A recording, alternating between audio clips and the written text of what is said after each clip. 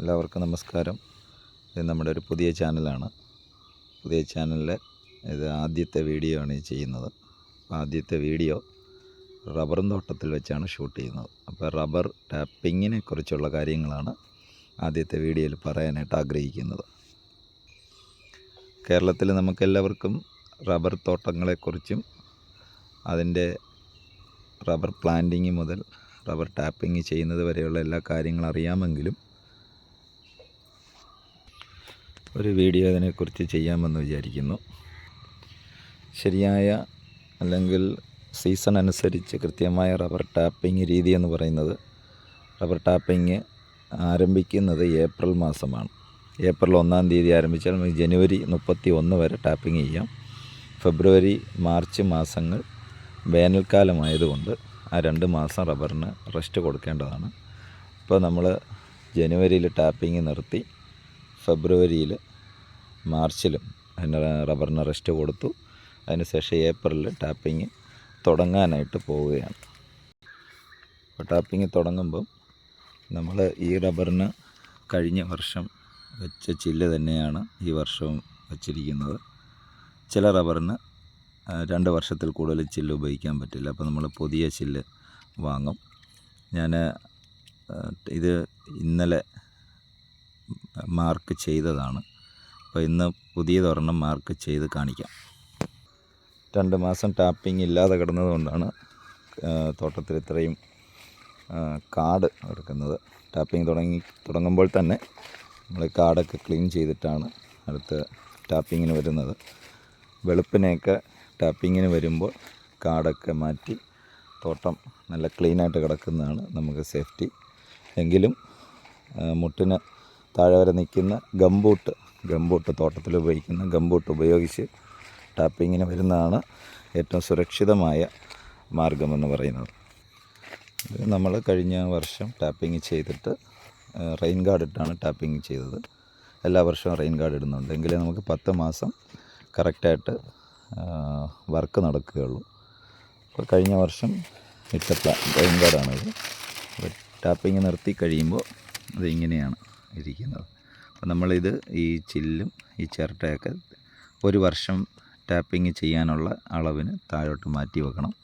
ഏകദേശം 1 വർഷം ടാപ്പ് ചെയ്തിരിക്കുന്ന സ്ഥലമാണ് ഈ കാണുന്നത്. ഇത്രയും സ്ഥലം 1 വർഷം ടാപ്പിംഗ് ചെയ്ത് തീർന്നതാണ്. 2 മാസം ടാപ്പിംഗ് ചെയ്യാതിരുന്നത് കൊണ്ട് ഈ വെട്ടുന്ന ഈ പട്ട കുറച്ച് ഹാർഡായിരിക്കും. ഹാർഡായിരിക്കുന്നത് കൊണ്ട് നമ്മൾ സ്ഥിരമായിട്ട് ടാപ്പിംഗ് ചെയ്യുന്ന കത്തി ഉപയോഗിക്കുകയാണെങ്കിൽ ആ കത്തിയുടെ മുനയ്ക്ക് എന്തെങ്കിലും കേടുപാടുകൾ സംഭവിക്കാനും പിന്നീട് ടാപ്പ് ചെയ്യാനായിട്ട് തടസ്സമുണ്ടാകാനും ശരിയായ റബ്ബർ പാല് കിട്ടാതെ, ശരിയായ ഉൽപ്പാദനം നമുക്ക് കിട്ടാതിരിക്കാം. ടാപ്പിംഗ് ചെയ്യുന്ന ആ കത്തിയുടെ മുനയിലാണ് നമുക്ക് ഈ റബ്ബർ പാല് അല്ലെങ്കിൽ റബ്ബർ എങ്ങനെ കിട്ടുന്നു എന്നുള്ളത് ഇരിക്കുന്നത്. പിന്നെ ടാപ്പിംഗ് ചെയ്യുന്ന ആ ടെക്നിക്കലായിട്ട് അതിന് ടാപ്പിംഗ് ചെയ്യുന്നതിലും അതിൻ്റെ കാര്യമുണ്ട്. അപ്പോൾ ഞാൻ ഇവിടെ ടാപ്പിംഗ് ചെയ്യാൻ എടുക്കുന്ന ഒരു കത്തിയല്ല ഉപയോഗിക്കുന്നത്. മാർക്കിങ്ങിന് വേണ്ടി മാത്രം ഉപയോഗിക്കുന്ന ഒരു കത്തിയാണ്.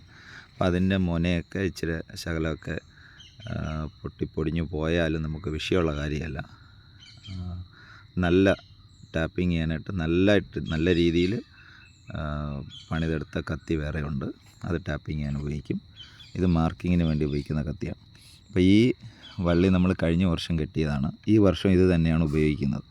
അപ്പോൾ ഇങ്ങനെ വള്ളി കെട്ടുമ്പോൾ ഒരു അറ്റത്ത് പിടിച്ച് വലിച്ചാൽ ഇങ്ങനെ വരുന്ന രീതിയിലാണ് നമ്മൾ കെട്ടി വെക്കുന്നത്. അപ്പോൾ ഫസ്റ്റ് നമ്മൾ ചെയ്യുന്നത് കഴിഞ്ഞ വർഷം കെട്ടിയ ഈ വള്ളി നമുക്ക് 2 വർഷം ഉപയോഗിക്കാം. ഇത് താഴെ എടുത്തിടും. അതിട്ടിട്ട് ചില്ല് നമ്മൾ പറിച്ചെടുക്കും. നല്ല ചില്ലാണ്. അപ്പോൾ നമുക്ക് വീണ്ടും ഈ വർഷം ഈ ചില്ല് ഉപയോഗിക്കാം.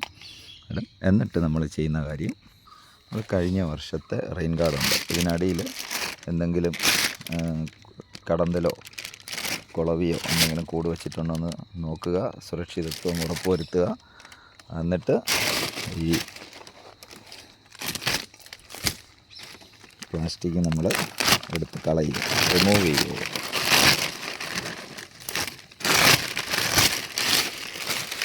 ഇത് റിമൂവ് ചെയ്യണം. ഇതിങ്ങനെ തോട്ടത്തിലിടാൻ പാടില്ല.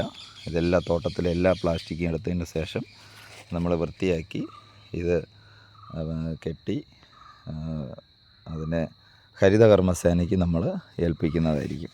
തോട്ടത്തിൽ ഇങ്ങനെ അനാവശ്യമായിട്ട് പ്ലാസ്റ്റിക് വലിച്ചെറിയാൻ പാടില്ല. അത് നമ്മൾ സുരക്ഷിതമായിട്ട് അത് മറ്റൊരു സ്ഥലത്തേക്ക് മാറ്റും. അതിന് ശേഷമായിട്ട് നമ്മൾ ചെയ്യുന്നത് ഇതിൻ്റെ ഈ ഫ്രണ്ടിൽ താഴോട്ട് നമ്മളിതിങ്ങനെ മാർക്ക് ചെയ്ത് കൊടുക്കുകയാണ്. നമുക്ക് ഏകദേശം ഒരു വർഷത്തെ അളവിന് ചെയ്യാനുള്ള ഒരു കണക്കിന് നമ്മളത് മാർക്ക് ചെയ്തിട്ടുണ്ട്. അതിന് ശേഷമായിട്ട് ഇവിടെ ഇങ്ങനെ നമ്മൾ ചില്ല് അടിച്ച് വെക്കുകയാണ് ചെയ്യുന്നത്.